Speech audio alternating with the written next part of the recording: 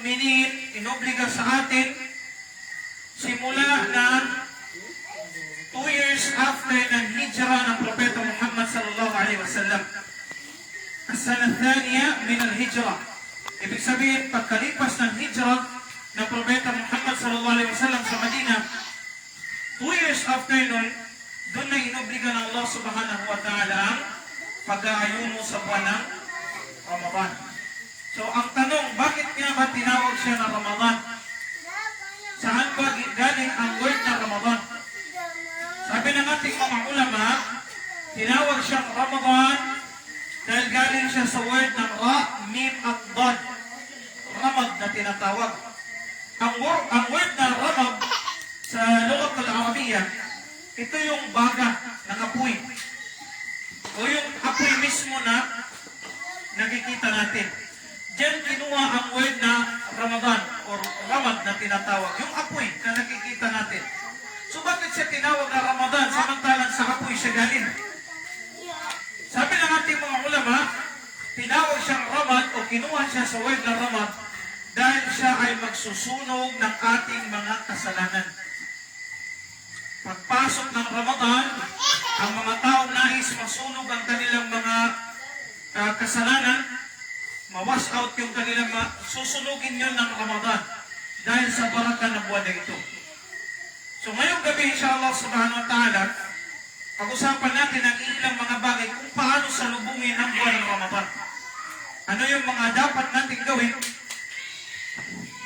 At the same time, ano yung mga ahkam na napapaloob sa Ramadan? So insyaAllah, mga 7:30 na mag-isa tayo, insyaAllah, okay lang? Mahaba-haba itong usapan, kailangan may kaping tapos. So, kung may mga tanong kayo mamaya, insyaAllah, na ngayon palang isip nyo na, para hindi nyo makalimutan. Hanggang sa kaya lang natin, kasi hindi natin alam lahat. Okay. Kabilang sa pagsalubong natin sa buwan na dakila, buwan ng Ramadan, ay sa pamamagitan ng dua. Tandaan ninyo dua. Sinasalubong natin ang buwan ng Ramadan sa pamamagitan ng dua. Ya Allah, Allahumma baligna Ramadan. Wawafiqna ala al-qiyam, was-siyam, wa tilawat al-Quran. So yan yung unang pagsalubong natin sa Ramadan. Ano yun? Sa pamamagitan ng dua. Yan yung unang-una na pamamaraan ng pagsalubong natin sa buwan ng Ramadan. Dua. So nananalangin tayo, Ya Allah, sana umabot kami, pahabutin mo kami sa buwan ng Ramadan. Pwedeng Maguindanao, na pwedeng Kagan, pwedeng Binisaya, pwedeng Tagalog. As long as wala ka sa sala. Ang balik na Ramadan, Ya Allah, pahabutin mo kami sa buwan ng Ramadan. Dinudua mo yan. Bakit? Bakit mo dinudua yun? Dahil may mga tao na hindi nakahabot sa Ramadan, doon na sila naabutan ng kamatayan. Hindi naman natin masasabi na malas yun, pero sayang kasi pag dumating ka ng Ramadan, doon yung baraka na ibadah. Qadar Allah masyabaan kung umabot ka man doon sa before Ramadan. Ngunit may mga tao na nakasama natin last Ramadan, ngayon wala na. So, kaya pinagduduan natin, Ya Allah, pahabutin mo kami sa buwan ng Ramadan, buwan ng dakila, buwan ng baraka, buwan ng ipinagpala ni Allah subhanahu wa ta'ala, buwan ng kapatawaran, buwan ng rahman, awa ni Allah subhanahu wa ta'ala. Andyan na lahat sa buwan ng Ramadan. Kaya naman sabi ng isa sa mga salaf, "Law qila li ahli al-qubur tamannaw, latamannaw yawman min Ramadan." Kung sasabihin lamang sa mga nasa libingan na mangarap kayo, siguradong sasabihin ng mga tao nasa libingan na, yung mga patay na, siguradong sasabihin nila, Ya Allah, kahit isang araw lang sa Ramadan. Malalaman ng mga tao yan kapag nasa loob na sila ng libingan kung gaano kahalaga ang Ramadan. Tayo ngayon, subhanallah, maraming mga tao na yataghafal ang Ramadan. Nakalimutan nila ang kahalagahan ng Ramadan. Parang wala lang. Ang Ramadan ay parang normal lang sa kanila na mga buwan. Hindi, wag ganun. Bilang mga Muslim, sana buwan ng Ramadan na lang palagi. Dahil sa laki ng gantimpala at mga ibadah na tinatimes ni Allah subhanahu wa ta'ala. Kabilang doon, sa pagsalubong natin sa buwan ng Ramadan, kapag nakita na ang buwan, may premyo ako, inshallah. Kapag nakita na ang buwan, para sa mga kababaihan, ano ang dua pag nakita ang buwan? Halimbawa, sinabi ni Mufti ng Bar, sabi na nahilay na sa buwan, ulan-ulan, sa Ramadan. Nakita na daw ang buwan ng Ramadan. Ano ang dua? Hindi, kibibi ito. Jampo. Ano? Ano ang dua natin? Nandiyan chilas. Mga babay. Okay. Mamaya, mga mama na naman. Ang dua ng Rasul sallallahu alaihi wasallam, every time na makikita ang buwan, ito yung dua. Memorize ninyo ito. Allahumma ahillahu alayna bil-amni wal-iman was-salamati wal-islam. Mamaya, pwede natin isulat yun. Ustaz, pakisulat. Sulat natin mamaya, inshallah. Allahumma ahillahu alayna bil-amni wal-iman was-salamati wal-islam. Rabbi wa rabbukumullah. Kung doon lang salamati wal-islam, pwede din. Yun yung dua every time na nakikita ang buwan or nagbabago ng panibagong buwan ang Hijri calendar. Pinapanalangin natin doon na sana maging Papatangkap ka pa sa Amir. Tawag ka pa sa Amir. Amir. Matana. Inagod asa susi ng motor. Saka yung kalilitan sa buwan na ito. Makuha natin yung kalilitan sa buwan na ito. Salamat wal Islam, al-amni wal iman, at saka yung pananampalataya. Tapos pinagduduan natin before papasok ang Ramadan, Ya Allah, tawfikan mo ako ng pagbabasa ng Quran. Pagpupuwasa at pagsasala. Bakit mo pinagdudua yun? Para mapagaan sa iyo ang pagtatayo ng ibadah. Kasi kung hindi mo itinudua yun, may mga tao hindi tinatawfikan ng Allah Ta'ala. Mabigat sa kanila ang Ramadan. Ramadan daw man. Magtarawin na naman. Kapagod man yun. Diba? Mapapansin din natin pag first night ng Ramadan, la ilaha illallah, ang chinilas, wala nang napaglagyan. Sobrang dami. Hintayin mo yung 1 week, wala nang chinilas halos. Nagtakbuhan na, hindi na nagsala. Yan yung sign na walang tawfik ang Allah subhanahu wa ta'ala. Kasi from the beginning lang. Dapat, ang tawfik ng Allah subhanahu wa ta'ala, kapag dumating ito sa isang alipin, supposedly, from the beginning, ang Allah Ta'ala, madali lahat ng yan.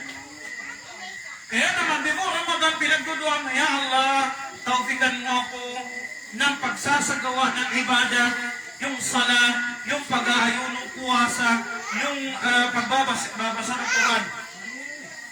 Dahil ang pagbabasa ng Quran sa buwan ng Ramadan ay min afdalil a'mal. Kabilang sa pinakamalaking gawain o ibadah, ang pagbabasa ng Quran sa buwan ng Ramadan. Kabilang sa ating pag-uusapan ngayon, mga kapatid sa pananampalatayang Islam, ay ang pagsalubong natin sa buwan ng Ramadan sa pamamagitan ng paghingi ng kapatawaran at pagtatawbah. Sinasalubong natin ang Ramadan na tayo ay nagtatawbah. Ya Allah, ampun ka po sa yung mga naiwan kong sala dati. Patawarin mo kami, Ya Allah, patawarin mo ako sa mga kasalanan na ginawa ko dati. Wala ka ng kapit ng kasalanan. Pinapatawad ni Allah subhanahu wa ta'ala. Kaya yan yung sikreto na mas madali sa iyo ang magsagawa ng ibadah. Kasi nakapagtawbad ka na eh. Hindi yung doon na ako sa Ramadan magtawbad. Mali yun. Before Ramadan, nagtatawbad na tayo. Okay? Ganon din, kabilang sa mga preparation natin o pagsalubong natin sa buwan ng Ramadan, inaayos natin ang ating mga relasyon. Inaayos natin ang mga relasyon natin sa pagitan natin. Nagkakaroon tayo ng patawaran. Kung ikaw man ang nagkasala sa kapatid mo, kailangan marunong ka humingi ng patawad. Kung ikaw man ang nagkasala, at kung ikaw man ang nagawan ng kasalanan, marunong ka rin magpatawad. Yun yung sinabi ng Allah subhanahu wa ta'ala sa kanyang ayat na ala sururin mutaqabil, nakalimutan ko yung aya na yun. Ikhwanan ala sururin mutaqabilin. Yung mga magkakapatiran sa paraiso, sila yung magkakatabi-tabi ng mga higaan. At tayo, bilang mga Muslim, bago natin salubungin ang Ramadan, nagkakaroon na tayo ng magandang relasyon. Dahil pangit na sasalubungin, nagpapasok sa atin ang Ramadan, na yung relasyon natin masama. Hindi ako magsambayan kasi magkakatabi ko si... Pag mapapasok ka ng masjid, pipiliin mo, hindi ako patsa. Ayaw ko dyan. Nandiyan yung ano ko, yung BFF ko. Karaban. Hindi pwede yan. Bakit? May mga tao na darating ang Ramadan, ang kanilang mga amal, ang kanilang mga ibadah ay mahahang. Hindi yan ililista kay Allah subhanahu wa ta'ala. Alam niyo ba yung hadith na yun? Mayroong ganun na hadith. Na nisfu Sha'ban, sa nisfu Sha'ban, yung mga may away, may kaalitan, may mga, alam mo yung sakadan yung bangit, may hindi pagkakaunawaan na hindi inayos, sa pamamagitan nila, sa kalagitnaan ng Sha'ban hanggang sa Ramadan, hindi yan isusulat kay Allah subhanahu wa ta'ala ng mga ibadah. Na paano yung salak ustad, yung aking pag-aayuno, yung aking mga gawain na ibadah, tarawih, tahajjud, dhikr, qiraatul Quran, ihahangin ni Allah subhanahu wa ta'ala. Hatta yastaliha, hanggang sa magkaroon sila ng maging maayos yung relasyon nila. Na hindi rin pwede kung tulad ng ginagawa ng iba. Ano yung ginagawa ng iba? Doon na nagpapatawaran kapag natapos na yung Ramadan, doon na sa Eid. Doon na yung plastika na yakapan. Hi, Day. Sorry kayo, Day, ha? Hindi man yung patawaran. Plastikan yung tawag dun. Kasi ang pagpapatawaran natin before ang Ramadan para maging magaan sa iyo ang pag-ibadah. Okay? Okay yun, inshallah.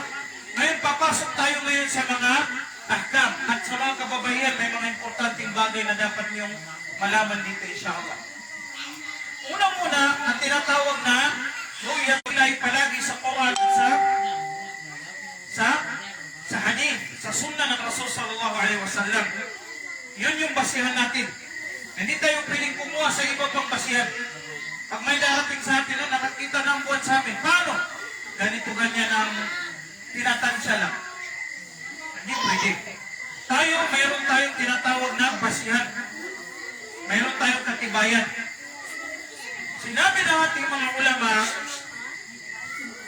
mapapatunayan ang pagpasok ng Ramadan sa dalawang bagay. Ulitin ko mapapatunayan ang pagpasok ng Ramadan, makukonfirm natin na pumasok ng Ramadan sa dalawang bagay. Ang unang bagay, sabi ng Rasul sallallahu alaihi wasallam, sumu li ru'yatihi wa aftiru li ru'yatihi.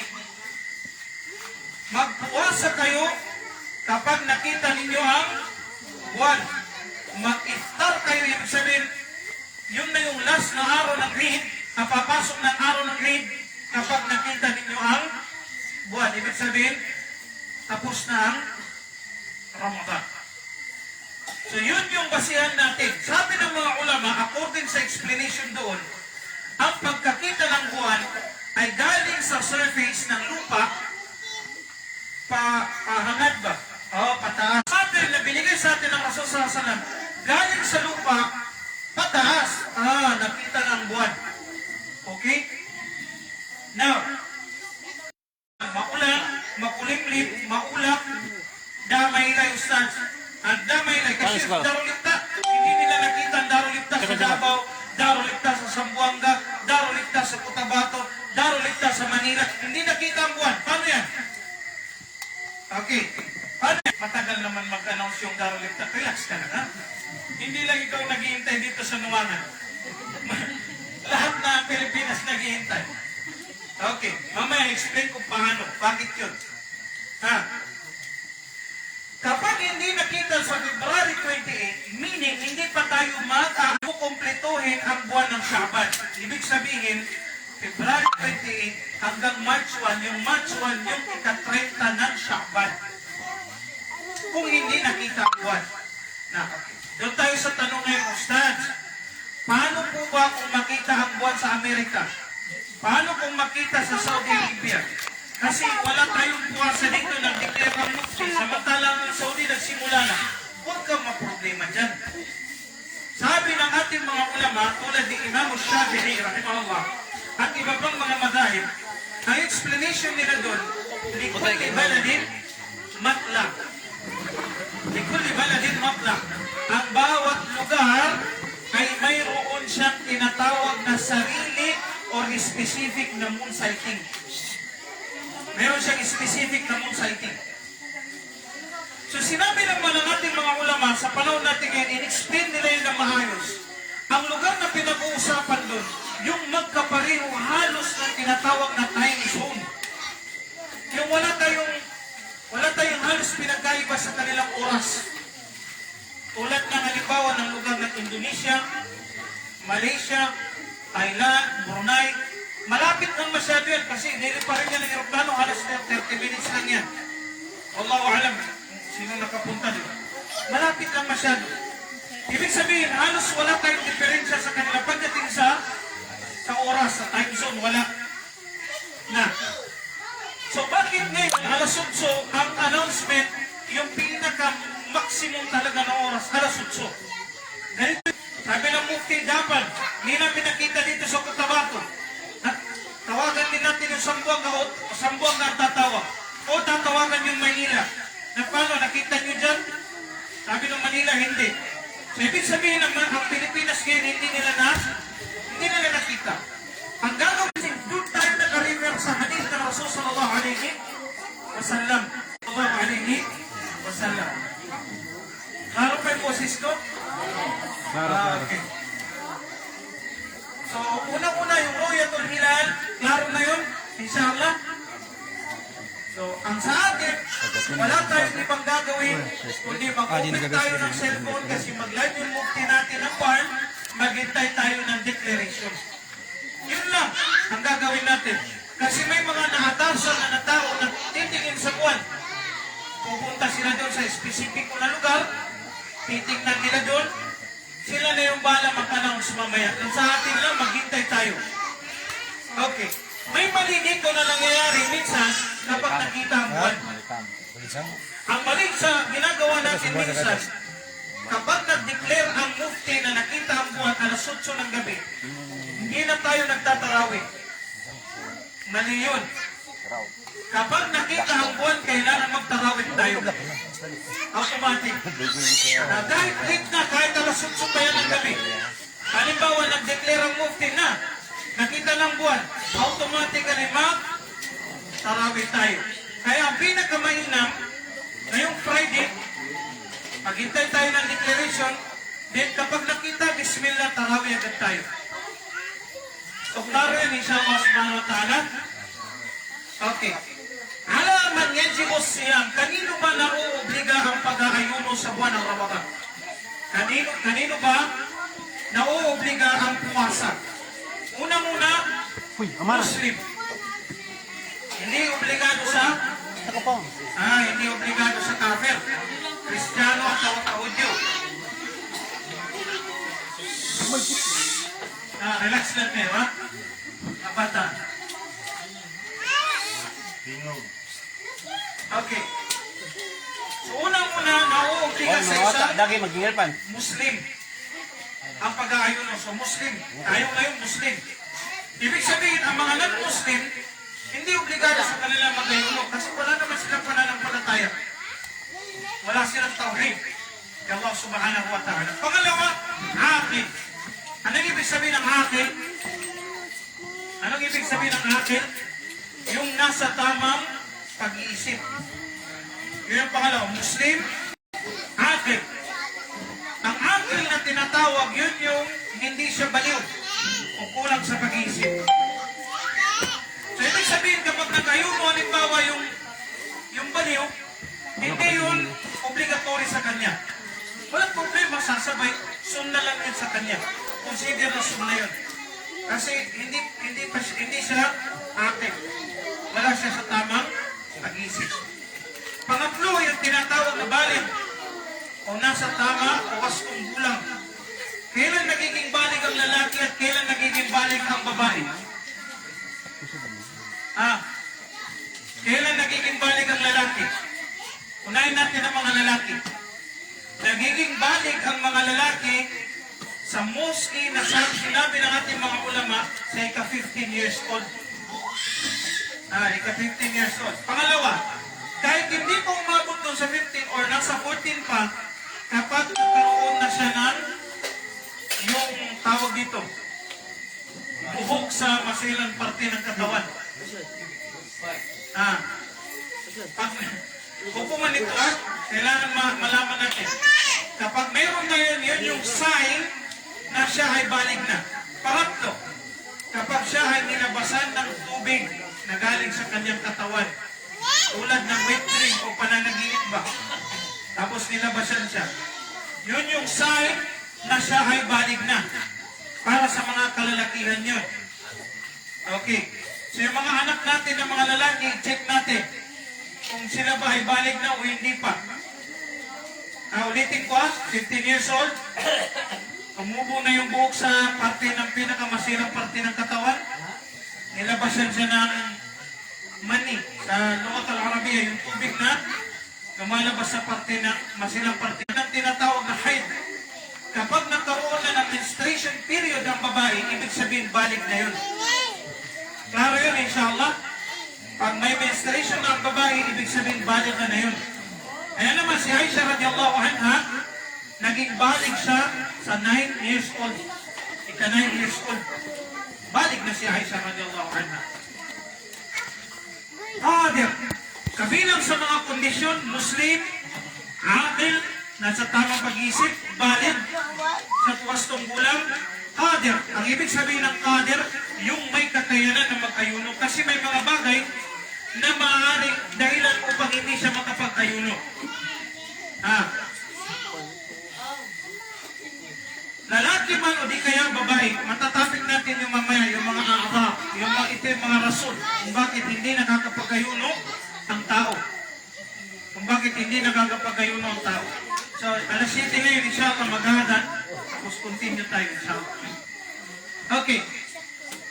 Al-a'dhar allati tubihu lahu al-fitr. Ano ba ang mga rason na kung saan ipinapahintulot sa isang Muslim ang hindi siya mag-ayuno? Ano ba ang mga rason kung saan ipinapahintulot sa iyo na hindi ka muna mag-ayuno ngayong Ramadan? Ano yun? Unang-una, talakayin natin ang mga importanteng bagay nito. Unang-una, al-marad, ang sakit. Sinabi ng ating mga ulama, may 3 uri o level ang tinatawag na sakit. Baka, pagdating ng Ramadan, sumakit lang yung ingrown mo, hindi ka na mag-ayuno. Halimbawa, na kay matagtiki. Tingnan niyo nga, hindi na ako magpuwasa, kaya na ako'y matagtiki ba? Tingnan mo ko si Ustad, may sakit, basta may sakit. Hindi ko sinabing may sakit, lahat ng sakit. Sabi ng mga ulama, may 3 uri o level na tinatawag na sakit. Una-una, yung tinatawag na sakit na la yurja bur'uhu o la yurja shifa'uhu. Yun yung sakit na hindi na gumagaling kailanman. La yurja shifa'uhu. Hindi nagagaling yun. Kailanman hindi nagagaling yun. Tulad ng, yes, yung may mga sakit na kailangan na ng dialysis. O yung sinabi ng doktor na ngayon, yung diabetes mo, yung diabetic ka kasi, mataas masyado yung level niya. Ibig sabihin, hindi mo na kaya mag-ayuno, huwag ka mag-ayuno. Kasi may mga diabetic na ang advice is pag-ayuno. Inawin ko ang una, yung sakit na hindi na kailanman gagaling. Tulad ng mga taong natatamaan na ng sakit na nangangailangan ng dialysis. Pinapalitan yung dugo. Araw-araw, weekly. Audubillah. Weekly, yung mga acute na masyado. Sabi ng mga doktor, pag nag-advise yung doktor na hindi ka na pwede makayuno dahil sa sakit mo, automatically, yung sakit na yun na hindi na gumagaling, considering yun sa unang level ng tinatawag na sakit. Pangalawang uri ng sakit, alladhi yurja bur'uhu, yung gumagaling na sakit. Wa yashukku alayhi as-siyam. Yun yung pangalawa. gumagaling siya, pero mabigat sa kanya ang pag-ayuno o hindi niya kaya mag-ayuno. Tulad ng kalintura. May lagnat ka halimbawa, kumbulsyon, hindi mo kaya mag-ayuno, pero gumagaling. Mayroon hukom yun. Pangatlo, al-marad alladhi la yashukku ma'ahu as-sawm. Pangatlo, yung sakit na wala siyang koneksyon sa pag-ayuno. Yung sakit na wala siyang koneksyon sa pag-ayuno. Ano ang halimbawa niya? Halimbawa, napasok ka, nagluto ka ng isda, nagprito ka, naprito din yung kamay mo. Napis ka ng mantika, tapos limubang. Na ba na-epekto sa pagpuwasa? Wala. So, hindi rason yan. Para mag-iwan ka ng pag-ayuno. Hindi kaya, nainitubo na matagtiki sa imong mata. So, halimbawa lang, mayroon ka, grabe sakit magod, hapdos, wala man yung koneksyon sa puwasa. O di kaya, nasamaran ka gamay. Nag-harvest ka upuan, tapos nasamaran. Sabi ng mga ulama, walang koneksyon yun kasi hindi ka manahirapan sa pag-ayuno. Okay. Unang-una yung tinatawag na marathon yurjabur o yung unang sakit, yung unang uri ng sakit. Ano yun? Yung hindi na gumagaling. Yung hindi na gumagaling, sabi ng mga ulama, alayhi bil fidya. Ang nararapat sa kanya ay fidya, magbibigay siya ng fidya. Ano ba ang fidya? Linawin natin ito kasi importante masyado na malaman natin, itiknot lang natin yung fidya.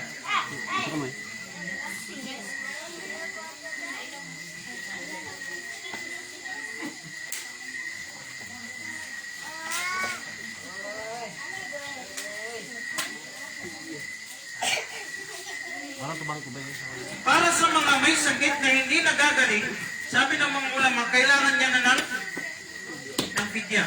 Ano ba ang fidya? So halimbawa, ang tao hindi siya makakapag-ayuno sa loob ng 30 days, of course, sa buwan ng Ramadan. Kasi yung sakit niya ay pinipigilan na siyang mag-ayuno. Sinabi ng mga ulama, ang equivalent nun, everyday, 1.5 kilogram ng bigas, pagkain ng lugar. Everyday yun. So ibig sabihin, sa 20 days na yun is 45 kilogram. Ang ipapalabas natin kay tatay na may comatose na o di kaya naman hindi na makapag-ayuno dahil sa sakit na yun, dialysis na siya, magpapalabas tayo ng 45 kilogram na bigas. Ipapalabas natin yun, ibibigay natin yun kapag pumasok na ang Ramadan, within Ramadan or during Ramadan. As long as napasok siya sa buwan ng Ramadan. Pwede natin ibigay yung kalahati sa isang miskin, yung kalahati sa isang miskin, or yung 45 mismo sa isang miskin lang o pamilya ng miskin. Pwede yun. O pwede natin hatiin 5, 6 na hati, walang problema. Depende sa atin. Yan yung ibig sabihin ng tinatawag na fidya. Bawat araw ilan? Ilang kilo? 1.5 kilogram. Halimbawa ngayon, ang aking tatay hindi na makapag-ayuno dahil sa sakit. Kumatos na, manghina na yung katawan o stroke na siya. Sabi ng mga ulama, yun yung tinatawag na la yurjaburuhu, hindi na siya gagaling. So kami ngayon ng mga anak, magdi-decide kami ngayon na magpalabas ng ano yun? Ng fidya. Ito yung fidya. So 30 days, 1.5 times 90 equivalent to 45 kilogram. Yun yung ipapalabas namin bigas. Kailan? Pagpasok ng buwan ng Ramadan. Ama, ayaw na pagpuwasa. Huwag ka na magpuwasa. Nabigyan na namin ng fidya ang iyong puwasa. Okay na yun. Hindi na obligado sa iyo ang pagpupuwasa. Kopya, nakuha yun, inshallah. Pero para sa may mga sakit na gumagaling, halimbawa, nagkasakit ka ng lagnat, ng convulsion, halimbawa, sinabi ng mga ulama, ayon sa aya ng Allah subhanahu wa ta'ala, فَمَنْ كَانَ مِنْكُمْ مَرِيضًا أَوْ عَلَى سَفَرٍ فَعِدَّةٌ مِنْ أَيَّامٍ أُخَرَ. Yung may mga sakit, o yung mga nagtatravel, na hindi nakapag-ayuno, ay babayaran nila yun after ng buwan Ramadan. So, klaro yung hukom na yun, inshallah. Okay. Lipat tayo dito sa pangalawa. Ito yung tinatawag na as-safar, yung travel. Magta-travel tayo. Traveler tayo. Ano ba ang pagta-travel? Kasi baka mag-travel tayo pag Ramadan, nasabi niya Ustad Salman, pag mag-travel ka daw, hindi ka mag-ayuno. Mag-travel ka ng Davao. Without any reason. Sabi ng mga ulama, ang safar o ang travel na pinag-uusapan, yung mubah na travel, yung allowed na mag-travel tayo. Tulad na, yung halal ba na travel? Okay, yung halal na travel, hindi yung haram. Ano halimbawa ng haram? Yun yung tinatawag na tahayul. At tahayul alis siyam. Yung maghahanap ka lang ng butas para hindi ka makapag-ayuno. Haram yun. Okay? Dating ko sa Manila, Allah ilaha illallah. Nandilip na yung paningin ko. Sabi ko, medyo iba yung epekto ng nagta-travel ka ba? Tapos magta-travel ka ulit Manila to Palawan. Nag-Jollibee na ko. Hindi na kaya. So, batal yung isang araw ko. Walang problema yun. Allowed yun sa iyo. As long as nagta-travel ka. Ano sinabi ng Allah subhanahu wa ta'ala, "Faman kana minkum maridan ala safarin fa iddatun min ayamin ukhra." Babayaran mo lamang yung araw na hindi ka nakapag-ayuno after ng buwan ng Ramadan.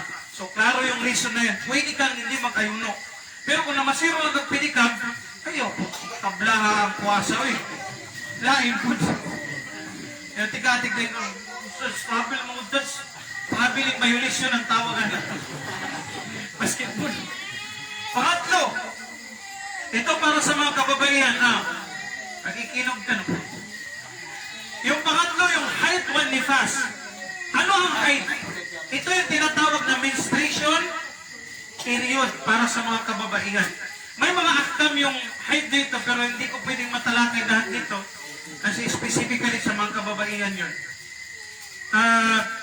Ito yung menstruation period. Alam na ng mga kababaihan yan.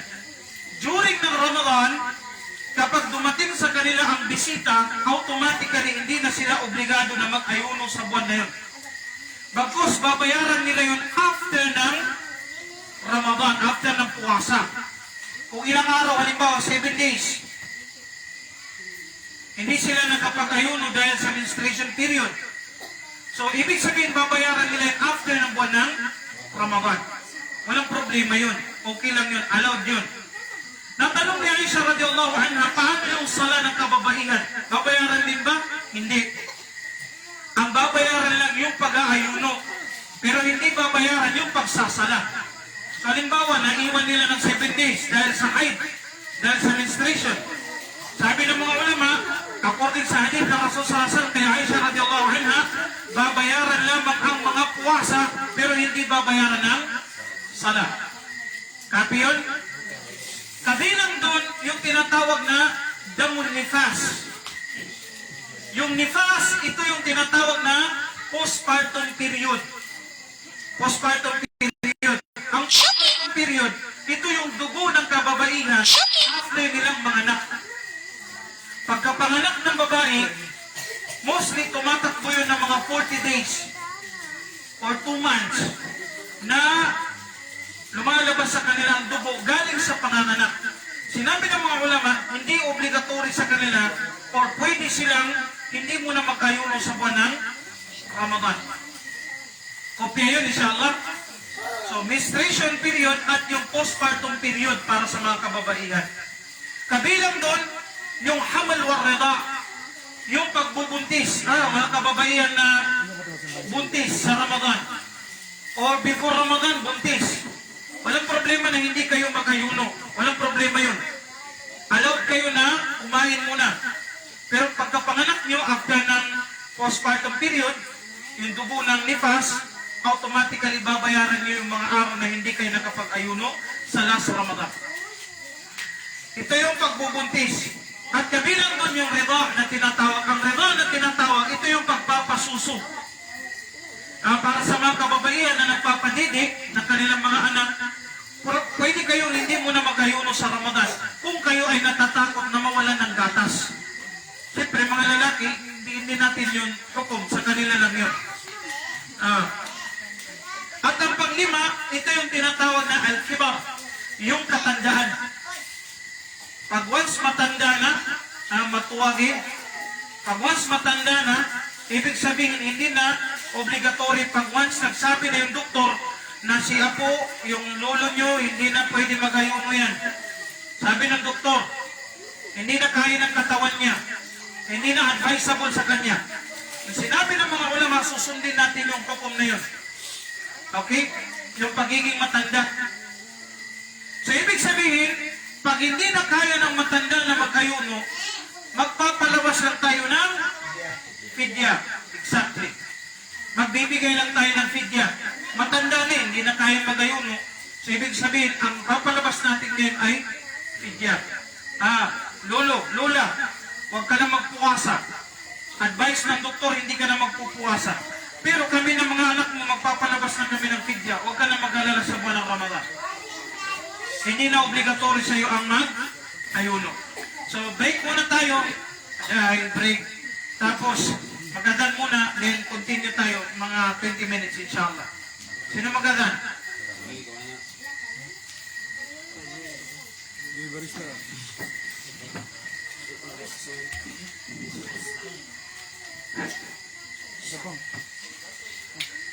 الله أكبر الله أكبر الله أكبر الله أكبر أشهد أن لا إله إلا الله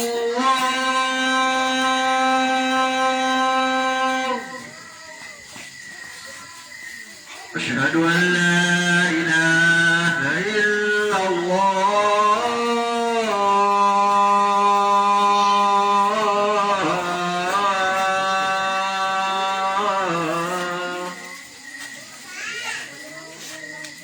أشهد أن محمدا رسول الله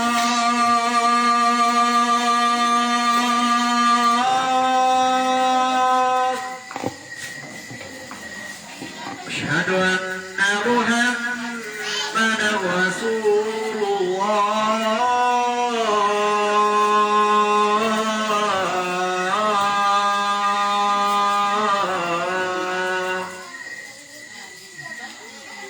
حي على الفلاح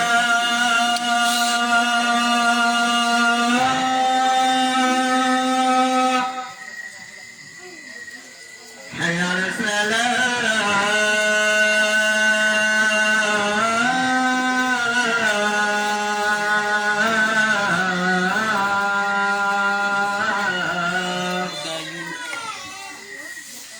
حي على الفلاح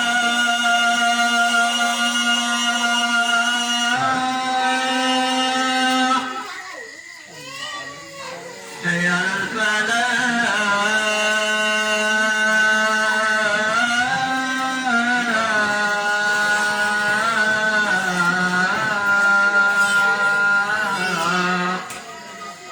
الله أكبر الله أكبر لا إله إلا الله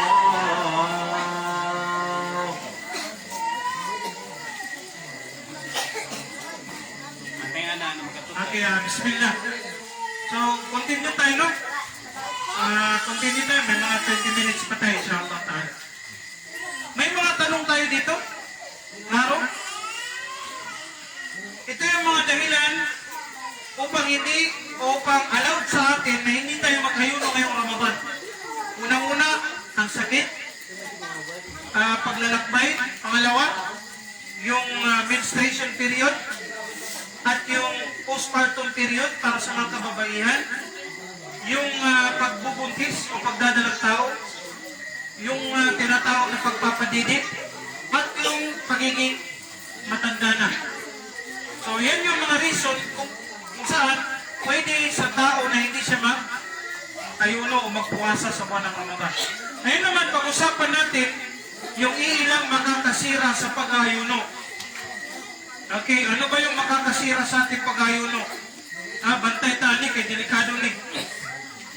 Unang-una sabi ng mga ulama, mufsidatus siyam Awalan, al-jima'.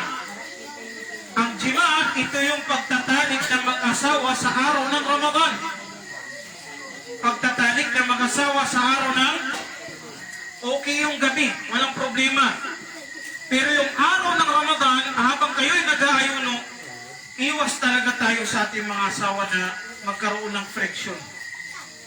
Delikado masyado kasi mabigat ang parusa. Mabigat ang parusa, lalo-lalo sa mga bagong kasal. La ilaha illallah. Bulag-bulag po panagsa para dili mag-spark. Dili matintal. Kaya nga naman, once nagkaroon ng tinatawag na jima o pagtatalik ng mag-asawa sa araw ng Ramadan, ito yung kanyang mga parusa. Tinawag ito ng mga ulama na kafaratun mughallaqa. Mabigat na parusa. Una, hitto raqaba. Kapag halimbawa nakakumit ang mag-asawa ng pagtatalik sa araw ng Ramadan, during ng pag-aayuno nila, ay magpapalaya sila ng slave o alipin. Walang matay makita na sa panahon na ito karon. Wala nang slave dito. Wala nang, hindi tulad sa time ng Prophet Muhammad sallallahu alaihi wasallam. May mabibili ka.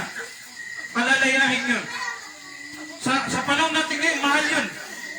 Nasa 200,000 o million yung bibilin mo yun. Palalayahin mo. Pero wala nang ganun sa panahon natin ngayon.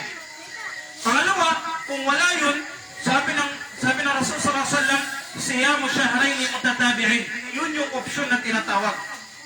Yun yung option. Pangalawa, ang pag-aayuno ng 2 buwan na sunod-sunod. La ilaha illallah. Walang putol ha, walang putol. Pag pinutol, babalik sa uno. Delikado pag, halimbawa, sa Ramadan, matintal mong duha. Magpuwasa mo 2 ka bulan, dire-diretso. Pag hindi kaya, na sinabi ng mga ulama doon na according sa hadith, ithamu sittina miskinan, magpapakain ka ng 60 ka miskin. Magpapakain ka ng 60 ka miskin. Mahal yun. Miskin, yung mga dukha, yung mga miskinan. Pakakainin mo yun, 60. Ang equivalent ng 60 na yun, ang bawat isa, pakakainin mo sa isang araw. So, ibig sabihin, kung halimbawa, yung equivalent na is 1.5 kilos, bawat araw, i-times mo na lang yun sa 60. Yun yung bibigyan mo. Pakakainin mo yun. Para sa mga nagkasala ng pagtatalik sa araw ng Ramadan. Pangalawa, yung al-akil, ikhraj al-mani hamdan, bimubasharatin o istimna, yung pagpapalabas ng tubig galing sa masira na parte ng katawan na sinasadya. La ilaha illallah. Na-imagine, naggunit-gunit sa iyang pistula. Igausan. Batal ang puwasa. Magkakasala pa siya, mamaya matatapik natin yun. Magkakasala pa siya, magtataubat siya, babayaran niya yung isang araw na yun. Sabi ng mga ulama, kung sinasadya yun, siyempre wala namang hawak na hindi sinasadya, babayad pa siya ng kafara. Pero mukhafafa, hindi mukallaba. Yung mababa lang na kafara. Kabilang doon, yung tinatawag na al-akil wa shurb hamdan, ang pagkain at ang pag-inom na sinasadya. Obvious yun. Pag nag-ayuno tayo, hindi ka talaga pwedeng kumain at pwedeng uminom. Maliban na lang kung hindi sinasadya. Nakalimutan mong ikaw ay nag-aayuno, nakainom ka ng tubig. Sabi ng Rasul sallallahu alaihi wasallam, "Falyutimma sawmahu fa innama at'amahu Allah wa saqahu." Kumpletuhin niya yung pag-aayuno niya, i-continue niya, dahil katotohanan pinakain siya at pinainom siya ng Allah subhanahu wa ta'ala. Walang problema mag-continue. Kung nakalimutan, nakakain ka, o di kaya nakainom ka na hindi sinasadya. Pero alam mo na nakalimutan mo, tapos dinagdagan mo pala, nakalimutan yun ako po. Wala yun na siya. Wala na, isa na picture pa ang nahinom. Batal na yung puwasa doon. Okay, batal na ang puwasa. Pangapat, istihmalul iber al-mugdiyah. Para sa mga nag-aaral ng medisina, tanong natin sa kanila ito. yung paggamit ng mga injection na nakapagbibigay ng supplement sa katawan. Tulad halimbawa ng dextrose. Yun po ay ipinagbabawal para sa nag-aayuno. Bakit? Dahil yun ay nakakadagdag ng lakas na parang pagkain o inumin. So bawal po yun. Okay? Klaro yun, inshallah? Ay. Kabilang doon yung al-hijama wa mithluha at tabarru biddam. Yung tinatawag na cupping. Pagpapakuha ng dugo sa katawan. Bawal yun. Makakasira yun ang pag-aayuno. At yung tinatawag na blood donation. Magdudunit ng dugo. Hindi yun ina-advise sa ating mga ulama sa araw ng pag-aayuno. Hindi yun ina-advise ng ating mga ulama. Kabilang din doon, tahammudu ikhraj al-qay. Yung pagsasadya na, yung sinasadya natin magsuka. Gikuot mo imong tilaong, tapos nakasuka ka, ingon sa mga ulama, sira yung ayuno mo, at the same time babayaran mo yung magtatawba ka pa kay Allah subhanahu wa ta'ala. Okay? Pero yung hindi sinasadya, nasuka ka, eh grabe kaon mo sa suhor, naksuka na ka, pagpadyo, wala na mo gituyo.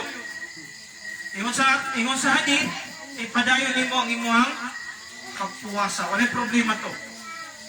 Okay. O kang ikapito, ikawalo, al-haid wal nifas, para ni sa mga babae. Katong na ay haid, menstruation period, or postpartum period. So sila, katong ang mga butang ang makadaot o pagpuwasa. Yun yung mga bagay na makakasira ng pag-ayuno. Now, dito tayo sa ahkamul qada.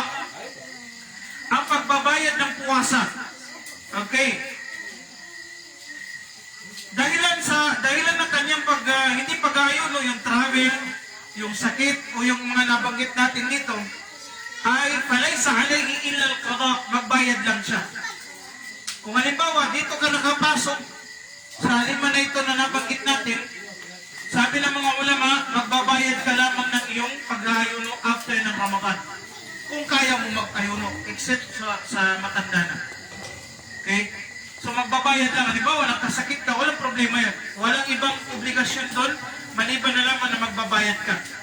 Pero kung sino man ang hindi siya nakapag-ayuno ng 2 Ramadan, dahil sa kapabayaan, sabi ng mga ulama doon, kung ang reason na yan ay reasonable, tulad halimbawa na nabuntis siya noong last 2023, pag-abot ng 2024, nabuntis na po. Pag-abot na po karong Ramadan, ay buntis na po. Doremi pa, solatido. Okay lang yun, may problema. Pero bayaran niya ang 3 ka bulan nga wala siya nakapag-puwasa. Okay? So paano naman yung mga tao na hindi nagayuno dahil sinasadya?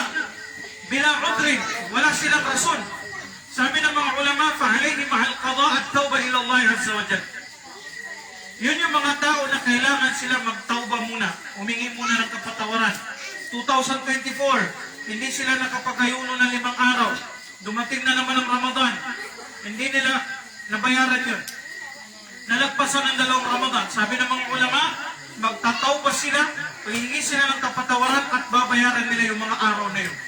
Wallahu ta'ala a'lam. At may mga ulama na nagsasabi na kailangan yun ang tinatawag na kafara. Bawat araw, isang kilo at kalahati ng bigas ang babayaran. So, hanggang dito na lamang, inshallah, masusundan pa ito, biidnillah, sa susunod, pag-usapan natin yung ilan pa na mga batas at mga kailangan natin, inshallah, subhanahu wa ta'ala. So, hanggang dito na lamang, inshallah ta'ala, ang ating muhadara sa patungkol sa mga ahkam ng siyam ng Ramadan, mga batas na patungkol sa buwan ng Ramadan. So kung may mga katanungan kayo, i-open natin ito ng at least mga 5 minutes, inshallah ta'ala, bago tayo magsara ng Isha. Kasi ang afdal sa Isha, yung late, kapag nagkaisa ang jamaah. Tulad natin, nagkaisa tayo ng 7:30, wala problema yun. Okay yun. Kasi ang afdal, ang pinakamainam sa salatul Isha, yung late. Maliban na lang kung hindi nagkaisa. Ang iba sabi nila, hindi, stick tayo sa time natin. Pero alam din nila, nagkaisa tayo ng 7:30,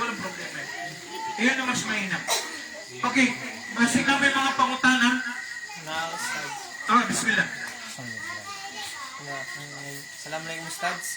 Salam. Obligado ba sa mga nakabalo nga magpuasa ugma, need ba i-announce sa mic na may tarawih na yon sa gabi na yon? Halimbawa ka ng para mas masaktan og karon. Halimbawa karon, kung exciting karon, Yes. tapos kanang pagkaugma magpuasa, di ba naka-ustads nga kanang kung makita na ang moon, mag-tarawih na? Ay, nga to ba? So, di ba, kay kanang ang uban man na human nagsambayang og Ang muli. ay siya, unang uli na, tapos wala sila kabalo nga kanang nay tarawih karon. Tama. Nya unsang pwede nga buhaton karon kanang i-announce ba or Pwede na to i-announce. Isulti na to sa mga tao nga nakita ng buwan. So therefore, magtarawit na ninyo. Walang problema to.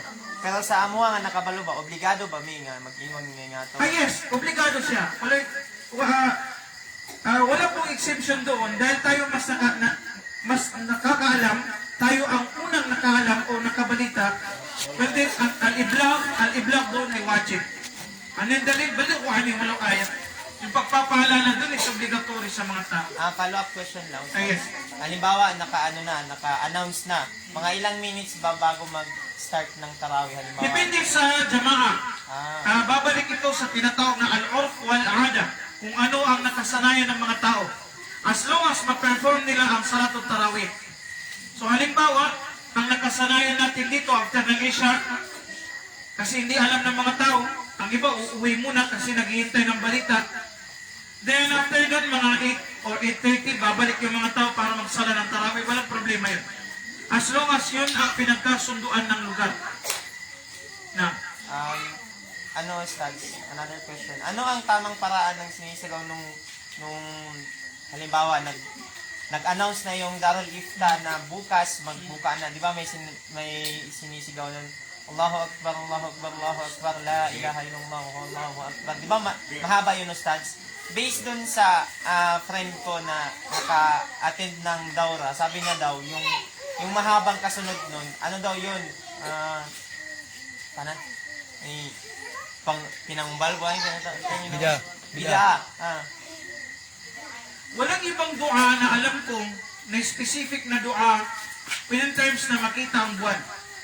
Kapag nakita ng buwan, walang ibang dua doon maliban na lamang or specific na dua, maliban lamang yung dua na nabanggit natin kanina.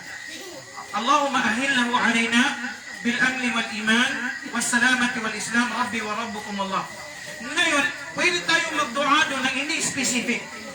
Ya Allah, halimbawa sa Maguindanao, Ya Allah, rizkihan mo ako, tawfikan mo ako, Ya Allah. Walang problema doon. As long as yung dua na yun is hindi mukhalif sa sunnah at Quran. I mean, Ustads, yung matapos na yung Ramadan, di ba? Pagkatapos ng Ramadan, Yes, Ustad. Sige. Yung, di ba, yung... Takbir. Takbir ang ihram, tama. Hindi takbir ito lang naman. Ay, takbir mo, sir. Sorry. Takbir. Sabi kasi niya, Ustads, bida daw yung sobrang mahaba daw, sabi niya. Oh. Yun yung tinatawag nilang takbirun mursal. So, malayo pa yung aid natin, pero natanong ng kapatid natin, ang sinabi sa Quran, magkabbiru takbira. May mga ulama na nagsasabi, unang-una na lafaz, unang-una na context, yung Allahu Akbar, Allahu Akbar, Allahu Akbar. Paulit-ulit lang yun. Pwede yun. Pangalawa, Allahu Akbar, Allahu Akbar, Allahu Akbar kabira. Paulit-ulit yun, pwede. May iba pang alfaz doon tulad ng riwaya ni Salman al-Farisi, pero di ako sigurado. Baka masubrahan ko. Ngayon, yung takbirun mursal na yun, yun yung mga ibara na nakuha sa Indonesia o Malaysia. So pag once mag-stick tayo dun sa sunnah, Allahu Akbar, Allahu Akbar, Allahu Akbar, La ilaha illallah, Allahu Akbar, walillahil hamd. Yun yung ginagamit ng Saudi Arabia. Yun yung sunnah na may hadith. It's either matna, yung Allahu Akbar, dalawa lang. La ilaha illallah, Allahu Akbar, walillahil hamd. Pwede yun. Uulit-ulitin lang yun. Sa Eid, yung nabanggit na nating kapatid. Wallahu a'lam. Meron pa. Meron pa. Last three, Ustads. Anong gagawin pag ang dalawang source ay magkasulungat ang sinabi? Halimbawa, yung isang shake, ganito yung sinabi, tapos yung isang shake, ganito yung sinabi. Ano yung pwede namin gawin kapag kami yung nasa kalagitnaan, tapos need namin, dapat sumunod dun sa situation na yun? Unang-una, balikan natin ang Quran at Sunnah ng Rasul sallallahu alaihi wasallam. Yun yung base natin. Pag halimbawa nagkaroon ng salungat ang sinabi ni Fulan, Sheikh Fulan, babalik natin sa tinatawag na Quran at Sunnah according sa faham, understanding ng Salaful Ummah. So pwede tayo magtanong doon sa mga reliable sources tulad ng mga kibarul ulama, yung mga malalaking mga ulama. So i-base natin, halimbawa sinabi ni Fulan pwede, sinabi dito hindi pwede. Ano bang tama na fatwa dito? Una, as a student, kailangan natin i-determine, kailangan natin i-distinguish yung tinatawag na mas'ala o yung issue na usapin. Kasi maraming usapin doon na issue. Anong klase ng issue?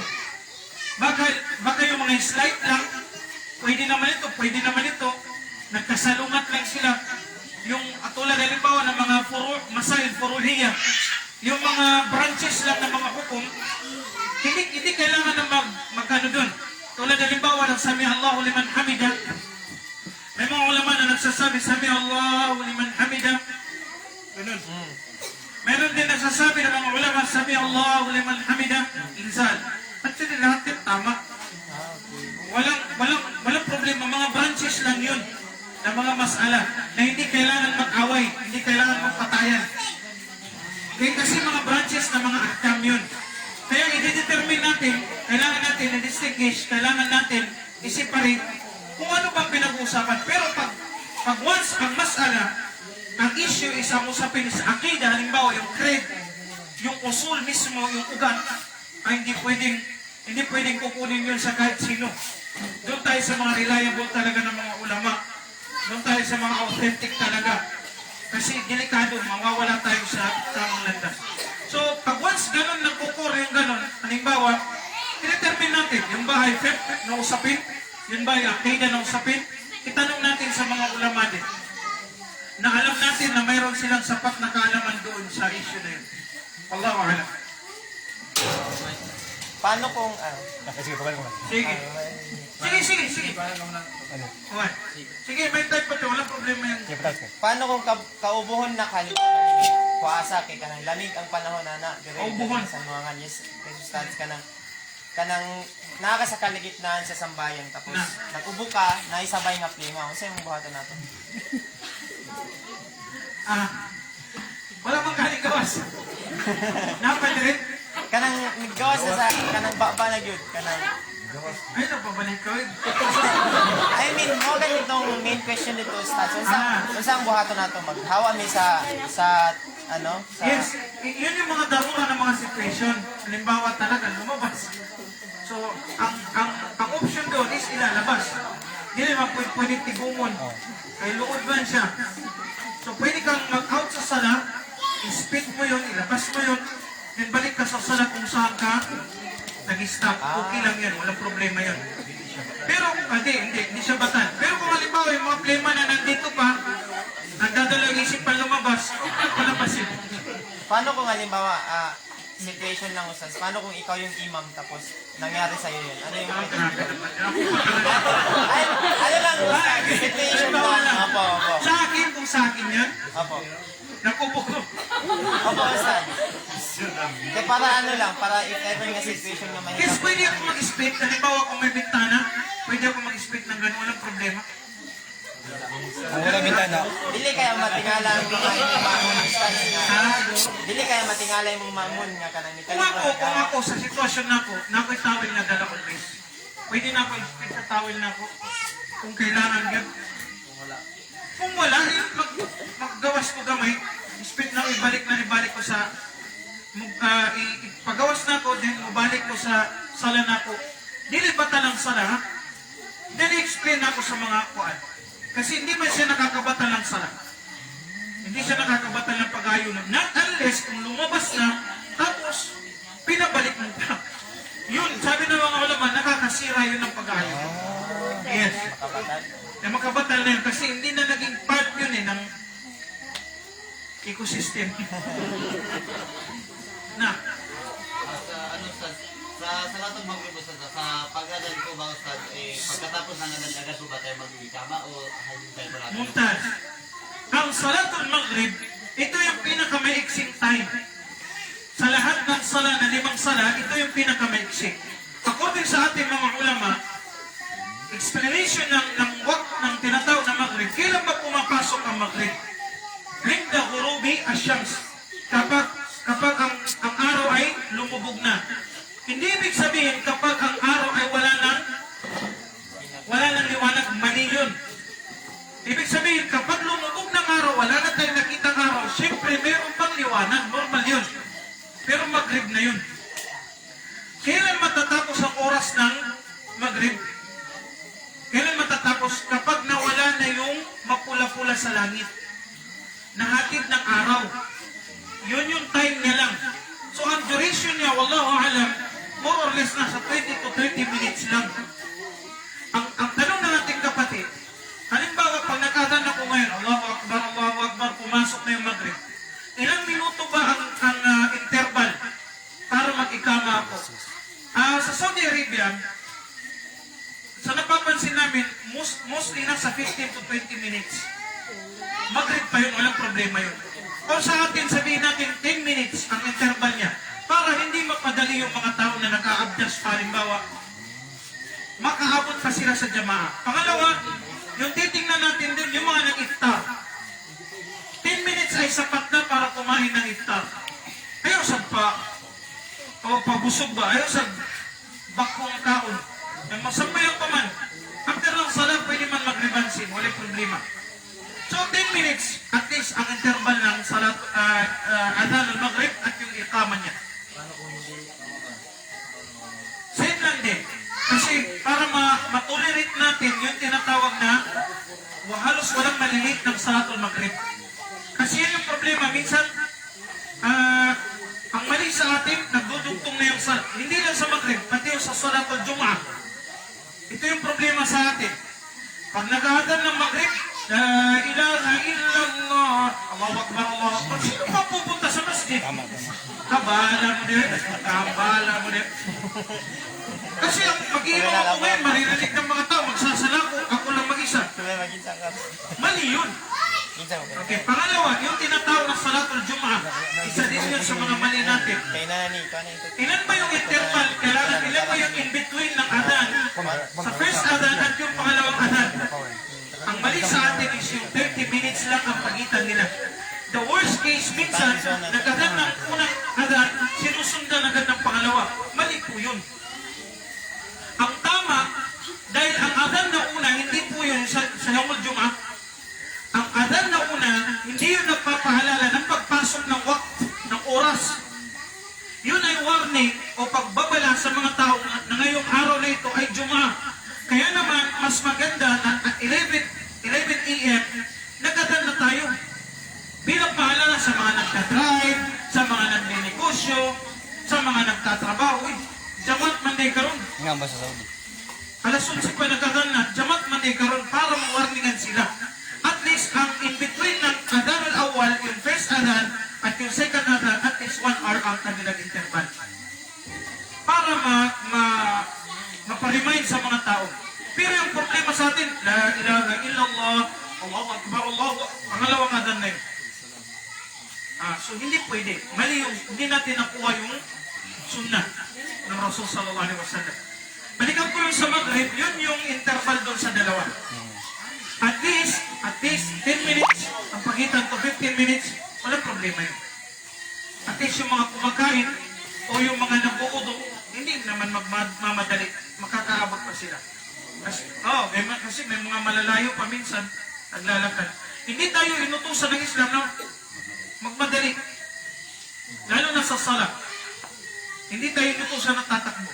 Tayo, may tanong pa? Sa mga kababayan may nag-raise yata ng... Tanan?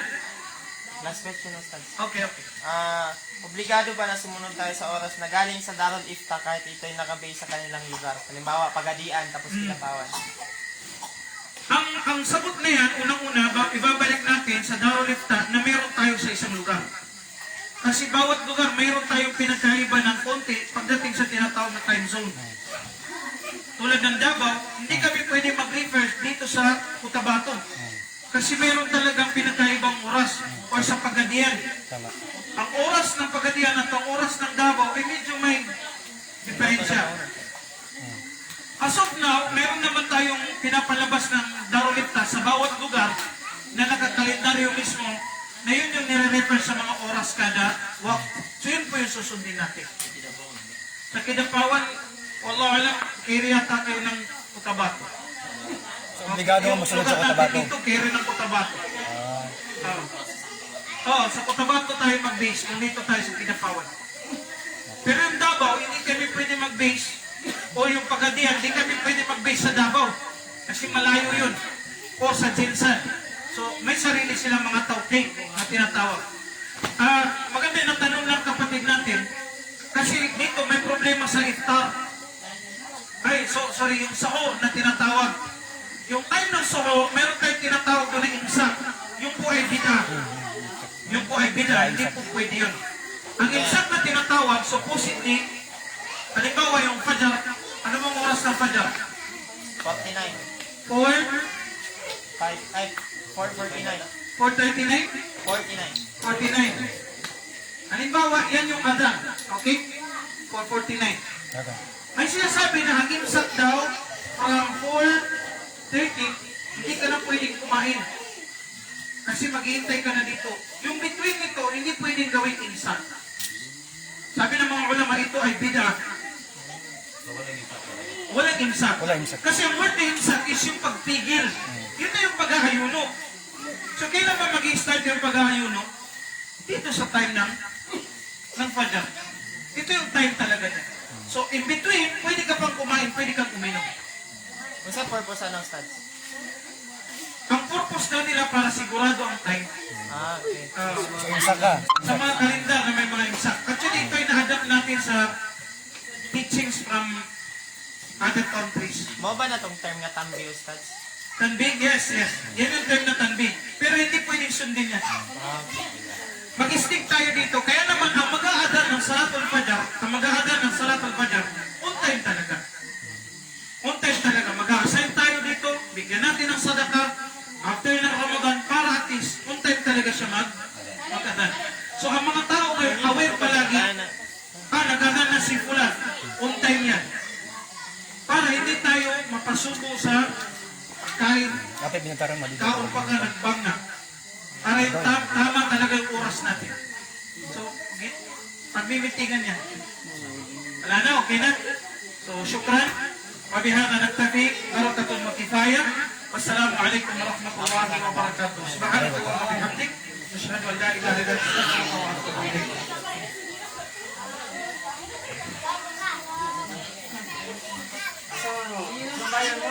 الله أكبر الله أكبر أشهد أن لا إله إلا الله أشهد أن محمدا رسول الله حي على الفلاح حي على الفلاح قد قامت الصلاة قد قامت الصلاة الله أكبر لا إله إلا الله سووا صفوفكم وتواصوا صدقوا الله تعالوا بين الملائكة والأقدام يرحمكم الله.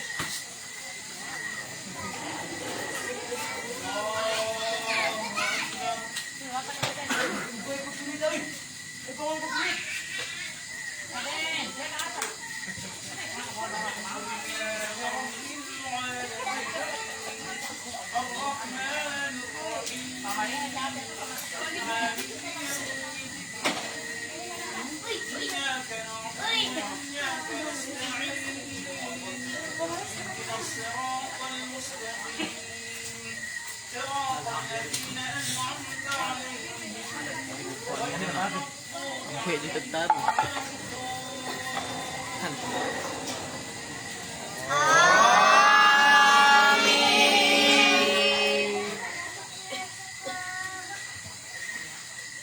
أولا يعلمون أن الله يعلم ما يسرون وما يعلنون وإذ ينفون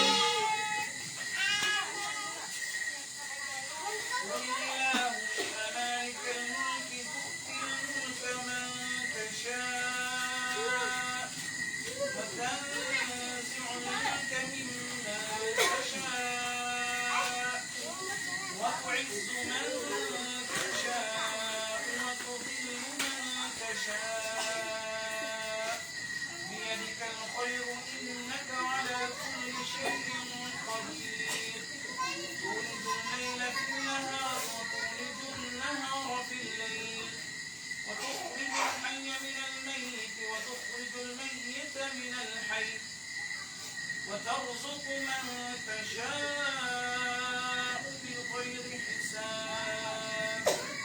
الله أكبر.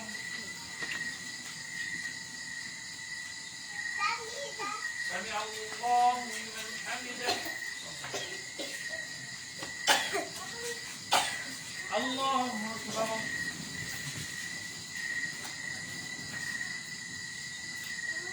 الله أكبر.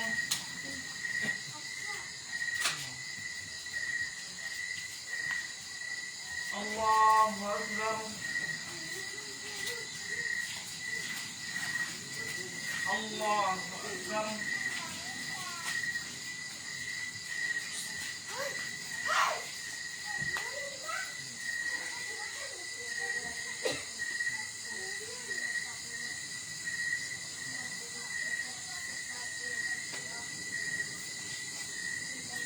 الله أكبر.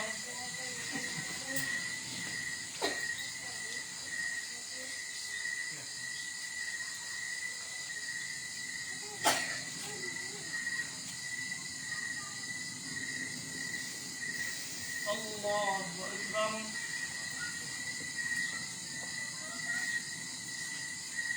سمع الله لمن حمده.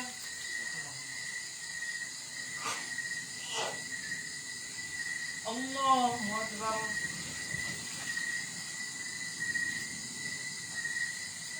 الله أكبر.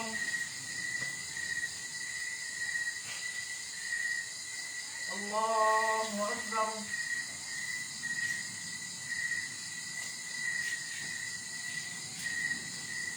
الله أكبر.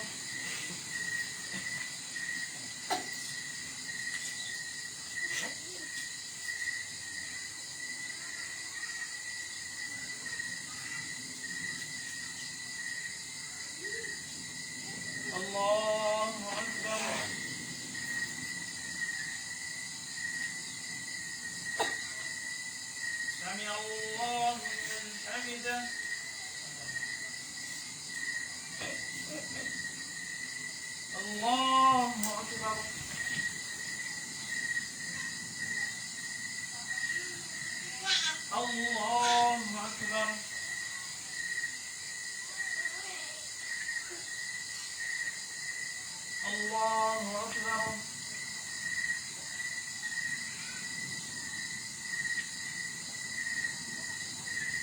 Allahu Akbar.